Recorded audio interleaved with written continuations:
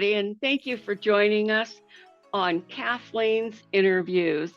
Today, I have with me a very good friend of mine, a fabulous mystery writer. In fact, her first book took number 6 in serial killers. That's pretty good for her first book. Her name is Paula Winskye. She hails originally from North Dakota and is now from the White Mountains of Arizona. Paula, why don't you tell us a little bit about your background and how you became a writer? I grew up, I was a horse crazy girl. But even before that, some of my earliest memories were laying awake at night thinking up new plots to my favorite cartoons. So when I became a horse crazy girl, I started writing stories about girls and horses. It was 30 years before I tried to get something published, but during all that time, I kept writing stories. And I published some family saga novels and some romances, but I asked myself, you read mysteries, why are you not writing mysteries? And so that's about all I write now. Now, you have 3 series going right now, correct? 4. 4 series. Okay, because I knew about the science fiction and the Randy McKay. Right.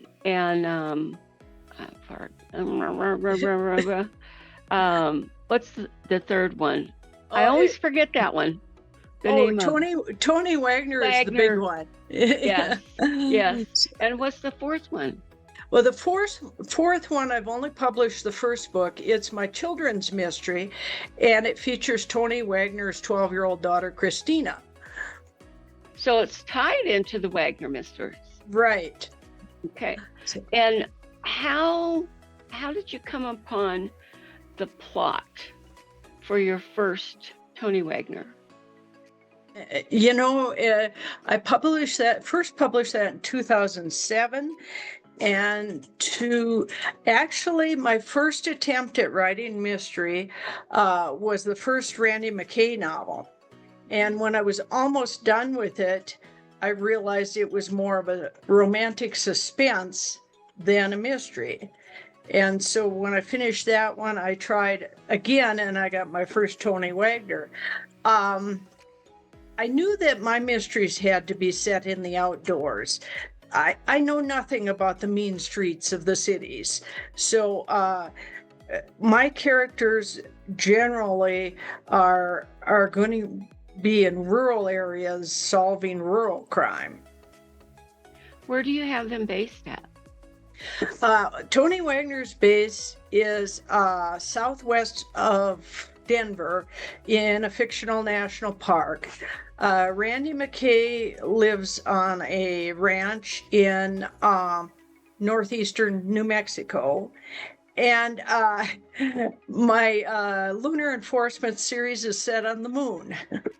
Now, I've read some of that one, and I read one of the Tony Wagner books, and they're delightful. Absolutely delightful. And they catch your attention and you get glued to it. You don't want to put it down. You don't want to leave it. And I like the way that because we've talked about this before, the way you lead from one book to the other. And it's like you have now your 4th series, which is still with the McKay family, because you saw her growing up in the previous ones. Is that why you picked doing series? When I wrote the first Randy McKay book and the first Tony Wagner book, I wasn't thinking series. But the fact is that most mystery readers prefer reading series. They want to come back to the old friends that their characters become. And it is just, if you're writing mysteries, it's almost required to write a series. There's a few standalone mysteries, but by far the most are in a series. I will say this, that I agree totally, and mysteries having to be a series because you want to go back. And I find that any good storyline, if you have a good series with it, I go back to them. I read them like old friends, Mhm. because again, sometimes I just want to watch something, read something that I've already read because it brings back good memories, but I also find something I missed the first time. And that's my proofreader who just does the final edit, looking for typos and little things. Just gave me back my next novel, and he had gone through it 3 times to make sure that he caught just about everything. So I really appreciate that. Mm-hmm. Now, I've got another question for you because I know you teach and I know you have taught several different subjects, but I think it's something that you love is to teach about writing. Yes, the other teaching, not so much. And I'm asking you this because for the audience, the group that Paula is the vice president of, White Mountains chapter of the Arizona Professional Writers, is one of the teachers for our upcoming Writers Conference. And she is going to be talking about Less is more. lessons. And I will recommend right here. I'm not a big Stephen King fan, but his book called On Writing. When I read that, it's like, hey, I write the same way Stephen King does, because it's all about how can I say this in few words. Tighter writing is better writing. And it's something in teaching writing classes that I would say at least 95% of the first-time writers are so in love with their words. And my first reaction is, cut this. It doesn't move the story along. If you say this in fewer words, it will add more drama. You know, sometimes there's just so many words it slows the story down. I do know that.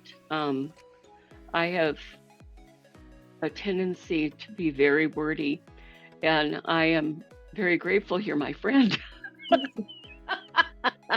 because you rescue me. Oh, I so enjoy having this opportunity to talk with you. What are your plans in the future? Are you planning any other series, or are you going to just right now continue with what you have? I actually came up with an idea for another series, and I told myself, you know what, this character can appear in some of the other novels. I think 4 series is enough. So no, I am about to publish the 4th Randy McKay mystery. I'm working on the 3rd Lunar Enforcement mystery. And after that, I have the idea for the 14th Tony Wagner novel. And I still have an idea for the 2nd Christina Wagner novel. So I really don't need any more series. I think one of the things that I think the audience needs to be aware of is how you are aware of your storyline. You get it all in your head, and then you just write it down. I mean, think about all those stories, and I think about filing cabinet for each one in your mind, so that you can keep them separated at least until because I know you've had a couple bleed overs, or at least one between the Randy McKay and the Tony Wagner. Yeah, I had one where they were both heavily involved in the story, and this Randy McKay novel I'm about to publish. Tony Wagner appears in this one also, but like 4 or 5 chapters, and then he goes home. So, but he's there, and I see potential for the two to work together in the future. And of course, in the Christina Wagner novel, her parents have to appear. You just can't have a 12-year-old running around by themselves. So they figure, they're main characters in the Christina Wagner novel too. Now, how many books have you published so far? I have published 27, so hopefully next week it will be 28. Mm-hmm. Now, I know that several people might be wondering, were you ever traditional, or did you always go self-publishing, or was there a reason you pulled, if you were traditional, was there a reason you pulled from that into self-publishing? I self-published at first, then I did 2 novels through a traditional publisher, a small publisher, and I went back to self-publishing. Part of it was I was having trouble getting my royalties, but part of it was just I put out books faster than what a traditional publisher can keep up with me, and my fans don't want to wait 2 years for the next novel. The Tony Wagner fans complain when I don't put out a new Tony Wagner every year. So I can totally understand that, and since I started writing, I've realized what I was in my heart demanding of the writer. Hurry up, write another one, because it only took me 2-3 hours, maybe 5 hours to read the thing upon the size of the book, and I'm done, and I'm like, oh, when's the next one? There's not a next one. I gotta wait. You mean I gotta wait a year? So I empathize with you, but at the same time, I empathize with your customers and your fans. Do you make yourself available to speak at other organizations and talk about your writing and the techniques that you use? Yes, I do. I don't advertise it.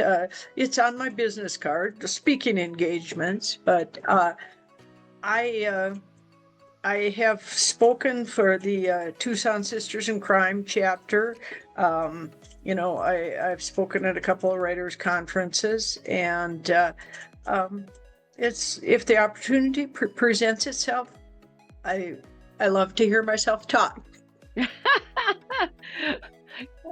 Do you also go to book signings, or is there a place somebody can find you locally up here in the White Mountains where they can know that you're going to be there and they could bring their book or buy a book from you and have it signed? I go around to events wherever I can find them. I'm very big at promoting and selling my books in person. In Sholo, people can also get my books at the Arts Alliance of the White Mountains on Penrod Road. My books are always there. That's great to know. Thank you. How old were you? Or you said it was 30 years before you published? Right. So, okay. So I started writing when I was 12. And I was in my early 40s when I published my first book. And what prompted you? My husband. So, I had a box full of manuscripts written in 3-ring binders in my closet.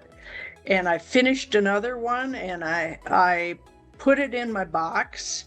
And I told him proudly that I'd finished another novel. And he said, why don't you try and get something published?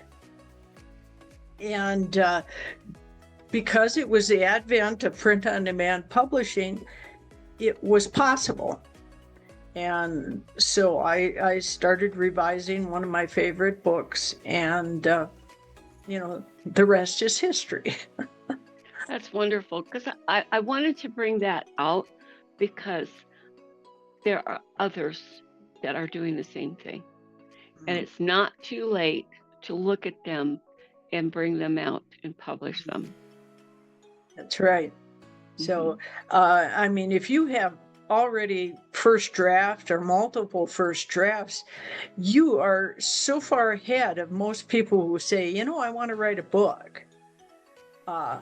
Because you can't edit a blank page, and your first draft is, something that can be edited. So you're ahead of the game if you've got first drafts out there. I think so too.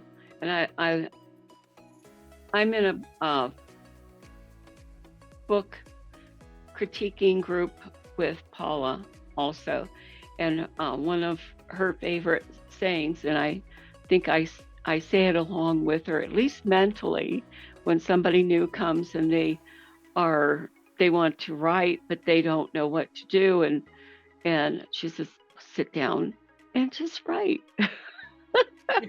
Yeah, you got to put your butt in a chair and write. And it took me years to listen to that advice.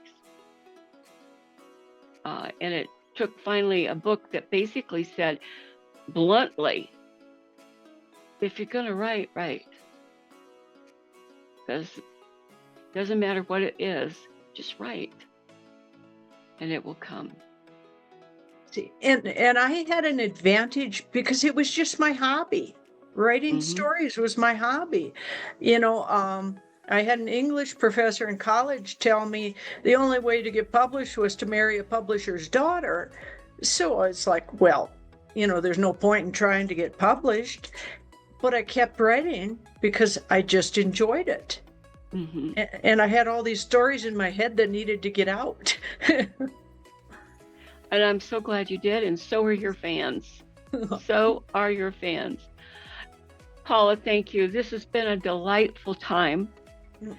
And I will have at the end of this show, ladies and gentlemen, a place where you can copy down her information on how to contact her, what her website is, and from there, we say goodbye. So, and I would just like to say, if they'd like to try my books with no risk, they can get the first Tony Wagner mystery in many ebook formats for free. So try the first Tony Wagner that reached number 6 on Amazon for serial killer mysteries and see what you think. Absolutely, because that's a good book. That's one of them I've read. It's very good. You don't want to miss it. You'll come back for more. It's addictive. Thank you again, Paula, for being with us. Well, thank you for having me.